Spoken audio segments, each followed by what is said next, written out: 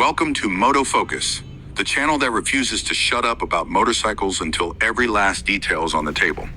I'm your host, and for the past 3 weeks, I have done almost nothing with my life except ride, sleep, eat, and think about the 2026 Honda NC750X. Over 4,800 kilometers across Germany, Austria, Italy, Slovenia, and one very questionable gravel track in Croatia later. This is the longest, most painfully thorough review you will ever read or hear about what is supposedly the most boring motorcycle on the planet. Buckle up, or in the NC's case, just relax, the seat does the buckling for you. Let's begin where every proper motorcycle story should. The engine. The 745cc SHOCKS 8-valve parallel twin is the single biggest change for 2026, and honestly, the moment Honda should have done 10 years ago. Peak power is now 67 GP at 7,250 revolutions per minute, up from 58 GP. Torque climbs to 75 nanometers at a ridiculously low 4,750 revolutions per minute, and the rev ceiling has been raised by 500 revolutions per minute. But numbers only tell half the story. Honda shortened ratios in first, second, and third, added a slipper clutch with lighter lever effort, and completely remapped the ride-by-wire. The result? It still pulls like a diesel locomotive from 1,800 revolutions per minute in 6th gear. Yet for the first time in NC history, you can actually rev it past 6,000 revolutions per minute, and it sounds good doing it. Not Italian V-twin good, but a deep industrial growl that makes you want to hold gears longer than strictly necessary. Real-world example. Leaving the Grossglockner High Alpine Road at 2,500 meters altitude in the pouring rain, fully loaded with 35 liters of luggage in a soaked 95 kilograms rider, I never once dropped below 4th gear on the climb, and the bike never felt breathless even when the temperature gauge showed 4 degrees Celsius. On the descent, I kept it in 3rd and 4th, traction control on R1, and it rewarded me with perfect fueling and zero drama despite streaming wet asphalt in 0-degree patches. Fuel consumption on that single 320 kilometers day, 3.7 L100 km. That's 76 mpg Imperial, while riding like someone who stole the bike. The chassis transformation is even more dramatic than the engine. Honda finally bent the old steel diamond frame and adopted the aluminum twin spar design first seen on the 2024 Hornet 750. Wheelbase grows 25 mm to 1,535 mm, swing arm is 40 mm longer, rake is 24.5 degrees, trail 105 mm numbers that sound conservative until you actually ride it. Dry weight is down to 202 kilograms, manual, or 205 kilograms, DCT, which is 13 kilograms less than the 2025 model depending on specification. That doesn't sound like much until you're threading the NC through the old town of Peran at walking pace, 2 up, fully loaded, on a 40 degrees Celsius day with cobbles slick from gelato spillages. The bike feels almost nervous in a good way, light, eager, point and shoot. The old NC750X always felt like you were steering a narrow bus. This one feels like a slightly taller, slightly heavier CB500F with magic carpet storage. Suspension is now proper. Showa 41 mm dual bending valve forks up front, non-adjustable except preload, and a single rear shock with remote preload knob. It is still not a lens, but it is leagues ahead of the old budget units. I rode the exact same Stelvio Pass loop that destroyed the old NC's forks in 2022.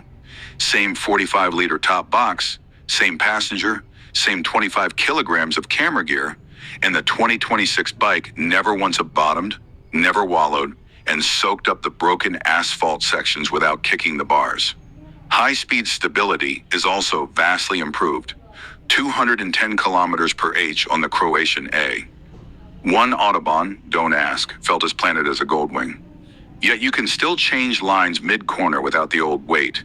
Is it going to turn? Moment. Brakes are finally worthy of the name.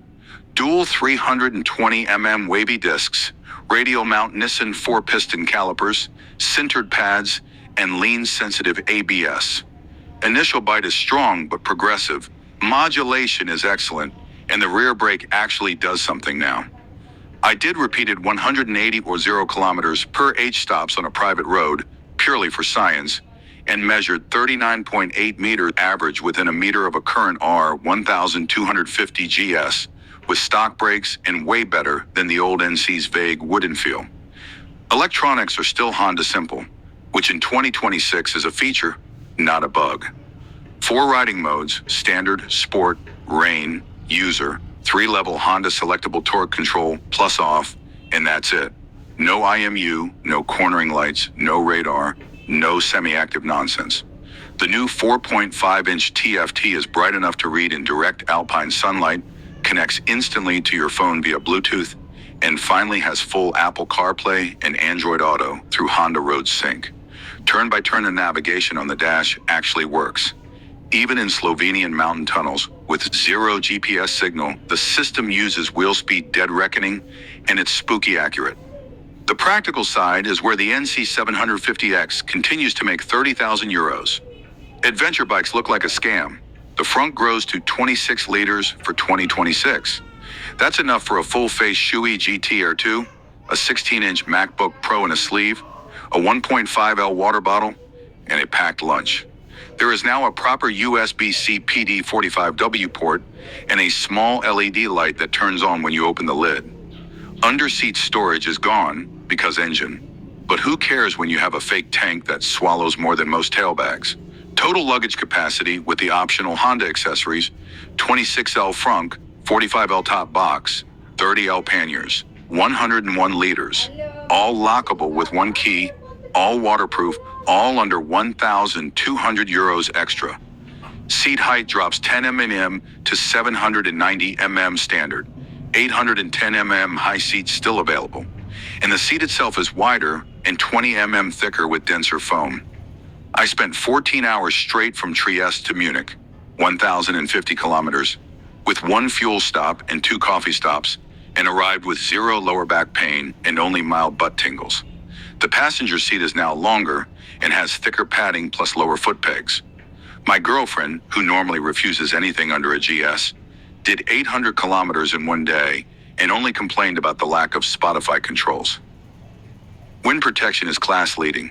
The new screen is 70 mm taller than before and adjusts tool-free through 4 positions.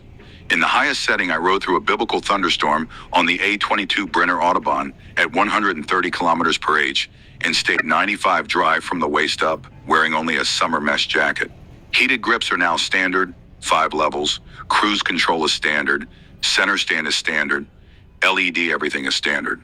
The only options worth ticking are the DCT, 800 euros, the 45L top box, 450 euros, and the comfort seat, 180 euros.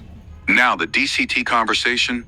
The 2026 version uses the 3rd generation dual clutch gearbox first seen on the 2024 Africa Twin.